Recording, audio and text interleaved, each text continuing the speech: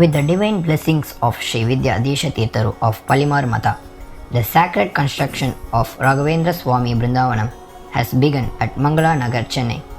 This holy initiative, estimated at around 1.2 crores, invites you generous support at just 5,000 per square feet. Be a part of this spiritual journey. Donate now and receive the blessings of Sri Guru Raghavendra Swami. வணக்கம், good morning. MAS Rainman இனிய காலை வணக்கம். இது என் தனிப்பட்ட வானிலையான நம்ம official forecast இந்திய வானிலை ஆராய்ச்சி மையம் மற்றும் அரசின் சார் அறிவுரைகளை பின்பற்றுங்கள். ஸோ இந்த வீடியோவை லைக் பண்ணிவிட்டு ஷேர் பண்ணிவிடுங்க. சப்ஸ்கிரைப் பண்ணனா சப்ஸ்கிரைப் பண்ணிவிட்டு பக்கத்தில் இருக்கிற பெல்லைக்கான் தொட்டு ஆல் நோட்டிஃபிகேஷன் எனேபிள் பண்ணிக்கோங்க. ஸோ இன்றைய வானிலை அனுமானம் 1 ஜூலை 2025 உங்களுக்காக. இன்றைய வானிலையில் நீங்கள் மிக முக்கியமாக கவனிக்க வேண்டியது, மத்திய இந்திய பகுதிகளில் அந்த பருவமழை அச்சாணியான தொடர்ந்து நீடிக்கிறது. குறைந்த காற்றழுத்த தாழ்வு பகுதியானது மேற்குவங்க பகுதிகளில் தொடர்ந்து நீடிக்கிறது, பாகிஸ்தான் பகுதிகளிலும் நீடிக்கிறது. இந்த இரண்டுக்கும் இடைப்பட்ட அச்சாணி, பருவமழை அச்சாணி, சவுத் வெஸ்ட் மான்சூனுடைய ஆக்சிஸ்ன்னு சொல்லுவாங்க, ட்ராஃப் அப்படின்ற அமைப்பு தொடர்ந்து நீடிக்கிறது. அதே நேரத்தில் காற்றின் குவிதல் பகுதி மத்திய இந்திய பகுதிகளில் தீவிரமாக இருப்பதனால அந்த பகுதிகளில் கனமழை முதல் மிக கனமழையும், தெலுங்கானா மற்றும் வட ஆந்திர பகுதிகளில் கனமழை வாய்ப்புகளும் அதிகம் இருக்கக்கூடும். மகாராஷ்டிரா, மேற்கு தொடர்ச்சி மலை ஒட்டிய பகுதிகள் மற்றும் கர்நாடகா, கேரளா ஆகிய பகுதிகளில் சில பகுதிகளில் லேசான மழை இருப்பதற்கு வாய்ப்புகள் இருக்கிறது. அதே நேரத்தில் ஜூலை மாத வானிலை எப்படி இருக்க போகிறது அப்படிங்கிற ஒரு சின்ன முன்னோட்டம். அந்த முன்னோட்டத்தில் மாறுதல்கள் எப்படி இருக்கும்? ஏன்னா கடந்த மாத ஜூன் மாத படிமங்களில் வேறுபாடுகள் நிறையவே இருந்தது. இயல்பை விட குறைவாக இருக்கும் என்று கணிக்கப்பட்ட பகுதிகள் கேரள பகுதிகள், கர்நாடக பகுதிகளில் இயல்பை விட கூடுதலாக பல பகுதிகள் இயல்பை ஒட்டிய பகுதிகள்னு வந்திருக்கு. ஸோ இது மாற்றங்கள் இருக்குமா அப்படிங்கிறத நம்ம பொறுத்திருந்து பார்க்கும். இருப்பினும் வீக்லிஸ் அப்படின்னு சொல்லக்கூடிய இந்த வாரங்களின் அடிப்படையில் வரக்கூடிய கணிப்புகளின் சார்பில் பொறுத்தவரையிலையும் வரக்கூடிய ஜூலை மாதம் பொறுத்தவரையிலும் முதல் 2 வாரங்கள் மேற்கு கரையோர பகுதிகளில் பருவமழையின் தாக்கம் குறைந்தும், அதே நேரத்தில் 3வது வாரம் 4வது வாரம் இயல்பை ஒட்டி இருப்பதற்கான வாய்ப்புகளையும் காட்டுகிறது. கடைசி ஒரு வாரம் இறுதியில் இருக்கக்கூடிய வாரம் சற்று தொய்வான நிலையில் இருக்கும் அப்படிங்கிற ஒரு இதுவாக காட்டுது. அதே நேரத்தில் தமிழகத்தை பொறுத்தவரையிலையும்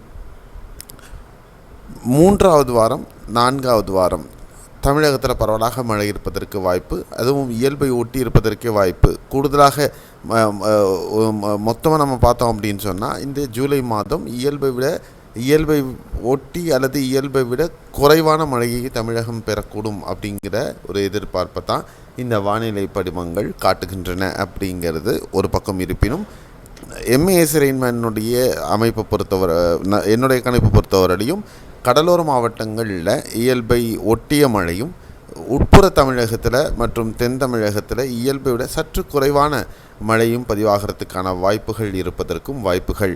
கடலோர மாவட்டங்களில் பெரும்பாலான பகுதிகள், வட மற்றும் தென்கடலோர டெல்டா மாவட்டங்களில் இயல்பை ஒட்டி அல்லது இயல்பை விட கூடுதலான வெப்பம் இருப்பதற்கும் வாய்ப்புகள் இருக்கும் அப்படிங்கிறது தான் என்னுடைய கணிப்பு.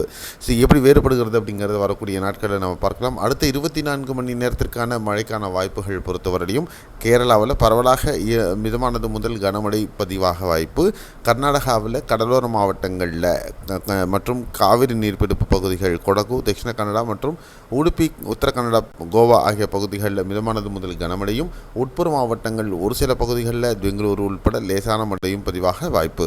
தெலுங்கானாவில் பெரும்பாலும் ஹைதராபாத் உள்பட விகாராபாத், சங்காரெட்டி, நாராயண்பேட், நலகொண்டா, சூர்யாபேட், கம்மம் ஆகிய பகுதிகளில், கொத்தகுடை, மஹபூபாபாத் இந்த பகுதிகளில் மிதமானது முதல் கனமழையும்,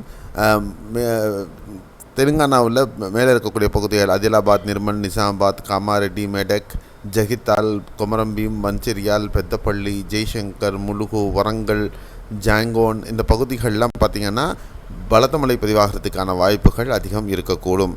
அதே நேரத்தில் ஆந்திர பகுதிகள் பொறுத்தவரையிலையும் ராஜமுன்றி, ஏலூர் இந்த பகுதிகள், வெஸ்ட் கோதாவரி இந்த பகுதிகளில் மிதமானது முதல் கனமழையும், ஸ்ரீகாக்குளம், விசாகப்பட்டினம், அனகாப்பள்ளி இந்த பகுதிகளில் பலத்த மழை பதிவாகிறதுக்கான வாய்ப்புகளும் இன்று இருப்பதற்கு வாய்ப்புகள் இருக்கும்.